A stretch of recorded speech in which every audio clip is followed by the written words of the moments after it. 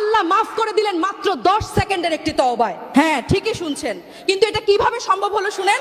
হযরত মুসা আলাইহিস সালামের আমলে অনেক দিন যাবত বৃষ্টি হয় না, ভয়াবহ খরা, আকাশ থেকে এক ফোঁটা পানিও পড়ছে না, মাটি ফেটে চৌচির, মানুষ পশু পাখি গরমে ছটফট করছে। মানুষের কান্নার হাহাকার দেখে হযরত মুসা আলাইহি তার উম্মতদের নিয়ে খোলা মাঠে সালাতুল ইস্তিসকা বা বৃষ্টির নামাজের জন্য দাঁড়ালেন। সবাই ভাবছে আল্লাহর নবী হাত তুলেছেন, এখনই অঝোর ধারায় বৃষ্টি নামবে, কিন্তু হলো তার উল্টোটা।